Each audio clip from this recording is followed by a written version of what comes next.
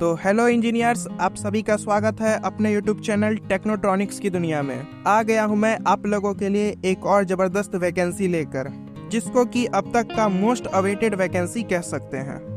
सब कुछ के बारे में डिटेल्स में बात करेंगे, लेकिन शुरू करने से पहले अगर आपने अब तक चैनल को सब्सक्राइब नहीं किया है तो अभी कर दे, ताकि ऐसे ही और भी लेटेस्ट वैकेंसीज आपसे मिस ना हो। तो लेट्स बिगिन। आज की जो वैकेंसी निकल कर आ रही है वो एसएससी जेई यानी जूनियर इंजीनियर की तरफ से निकल कर आ रही है, जिसका कि सभी डिप्लोमा बीटेक वालों को बहुत ही बेसब्री से इंतजार था। इसके रिगार्डिंग मैं आपका सारा डाउट्स क्लियर कर दूंगा, और अगर फिर भी आपको कोई डाउट रह जाता है तो आप कमेंट सेक्शन में जरूर करें। अगर एसएससी जेई में इस बार टोटल सीट्स की बात की जाए तो वो लगभग 1324 सीटें हैं। कैटेगरी वाइज आप अपना वीडियो पॉज कर देख लीजिए। इसका ऑनलाइन फॉर्म अप्लाई डेट की बात की जाए तो वह 26/7/2023 से आप लोग का फॉर्म भराना शुरू हो जाएगा, और लास्ट डेट जो है इसका वह 16/8/2023 है।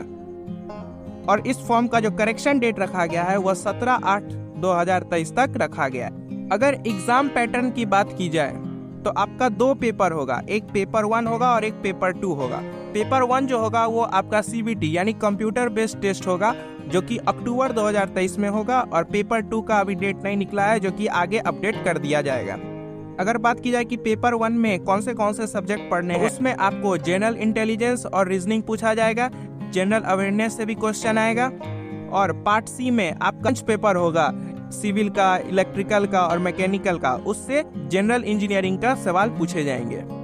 टोटल नंबर ऑफ क्वेश्चन की बात की जाए तो वो 50 नंबर का क्वेश्चन, और मार्क्स भी हर एक क्वेश्चन के लिए 1 नंबर यानी 50 नंबर के टोटल एग्जाम, जिसमें कि जनरल इंटेलिजेंस और रीजनिंग के 50 क्वेश्चन, जनरल अवेयरनेस के 50 क्वेश्चन और 5 पेपर के लिए 100 क्वेश्चन। समय आप लोग को 2 आवर दिया जाए। पेपर 2 की बात की जाए तो उसमें आपका पार्ट ए, पार्ट बी और पार्ट सी रहेगा, जिसमें कि अगर आपने सिविल लिया है तो आप सिविल एंड स्ट्रक्चरल, इलेक्ट्रिकल है तो इलेक्ट्रिकल इंजीनियरिंग, और मैकेनिकल है तो मैकेनिकल से जनरल इंजीनियरिंग के सवाल पूछे जाएंगे, जिसमें कि 100 क्वेश्चन पूछे जाएंगे और एक क्वेश्चन 3 नंबर का यानी टोटल 300 नंबर का क्वेश्चन आएगा।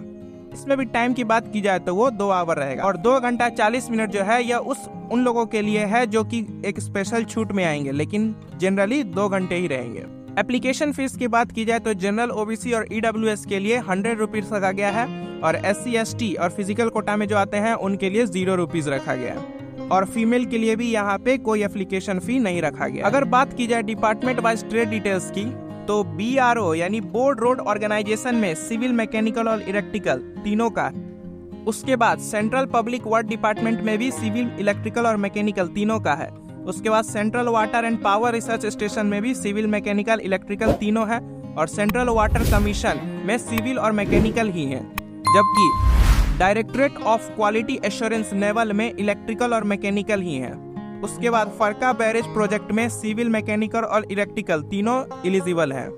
उसके बाद MES यानी मिलिट्री इंजीनियरिंग सर्विस में सिविल, इलेक्ट्रिकल और मैकेनिकल, ये भी तीनों अप्लाई कर सकते हैं। और लास्ट में आता है national technical research organization NTRO, इसमें भी सिविल, इलेक्ट्रिकल और मैकेनिकल तीनों अप्लाई कर सकते हैं। अब अगर बात की जाए पोस्ट वाइज एजुकेशन क्वालिफिकेशन की तो आपको BRO में BE, BTech या फिर डिप्लोमा होना चाहिए with 2 year experience in related trade, यानी जो पहले अभी थोड़ी देर पहले जिसमें मैंने बताया है।